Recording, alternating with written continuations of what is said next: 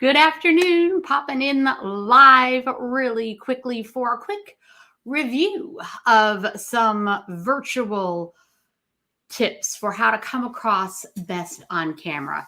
Being in Chicago and dealing with snow and everybody working from home yet again, even if we had ventured out into the office, brings all of that back up again. And I'd also had different people talking about my TEDx talk from June of 2020 when I first talked about everything going virtual and how we can come across better on camera.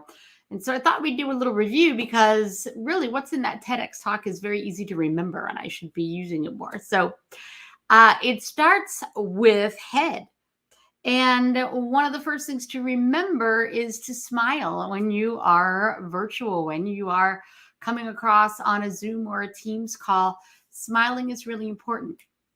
And the other thing about heads that was not in the TEDx is something that I'm seeing more and more of and came up in the Vice President Kamala Harris interview that Cindy Ashton and I collaborated on analyzing, and that is the head tilt.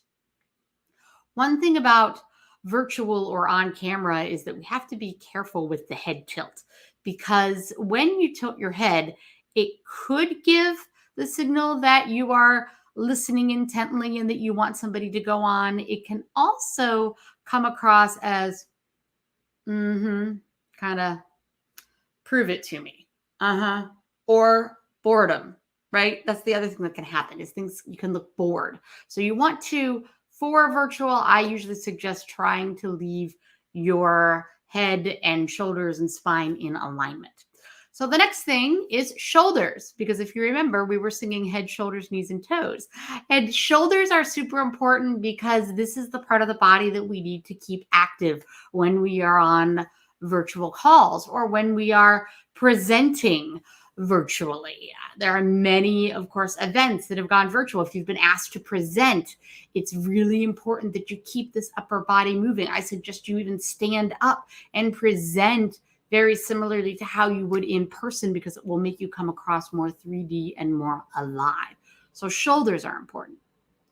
Head, shoulders, knees. Why knees? Well, back particularly in the beginning of the pandemic, everybody was so antsy and it was hard to sit in your chair and we didn't know what to do to kind of keep ourselves from going stir crazy on all of these Zoom calls. Well, wiggling from the waist down, or particularly from the knees down, even if you just stretch your legs out under your desk, or if you roll your ankles around, do a little bee's knees action with your legs. Most people won't notice that you're moving or wiggling at all, but it'll make you feel better.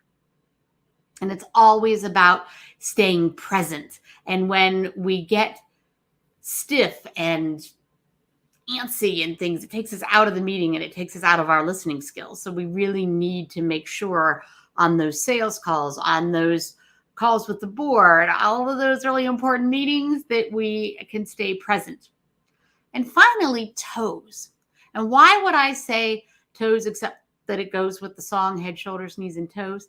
Is because we need to remember to move around in between our meetings. And this is one thing that I think is really dropped off now that we are this far into remote learning or virtual meetings and everything, is that we're stacking our meetings right one on top of one another. It's really important to remember, if you are leading the meeting, to give everybody 5 minutes at the end to go take a bio break and to grab a glass of water and to just get up and move, walk away from the desk.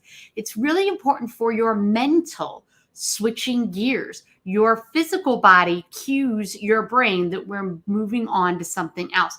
We are moving away from the desk, and then yes, we're coming back, but it's for something new.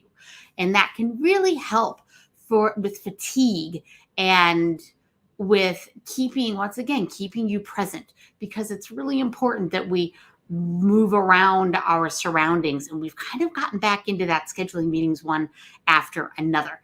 And if that has happened to you, use your voice, speak up, remind managers that you need some time because they might not have a meeting right after, but you do.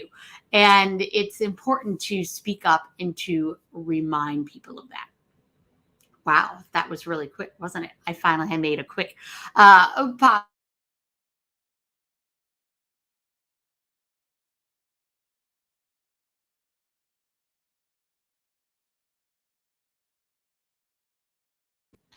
There, I went away for a second and went black. I don't know what that was.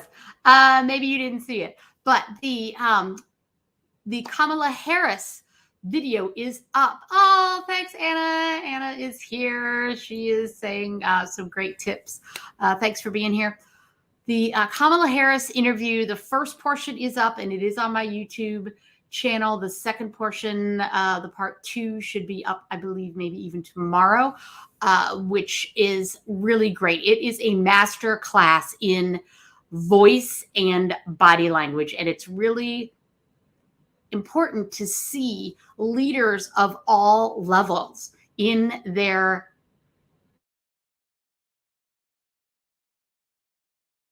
normal situation so that we can learn from them and how they are coming across in their interviews. So we really, we took it as if we were coaching Vice President Harris. What would we tell her to make her interview better? And I've also have a newsletter on LinkedIn now, Presenting True to You. And it's a bi-weekly. If you are interested in that, go ahead and subscribe to that newsletter because it will be a great place to get a lot of these great presentation tips and all of those things. I think that was it. If your teams need reminded of how to come across on Zoom, maybe you had a talk way back in 2020. Maybe you have done some things and some exercises with them. Well, I have a lot of great improvisational things and games and fun exercises as well, just to up that game and to remind everybody about how to come across best on Zoom so that you are most productive. Have a great afternoon.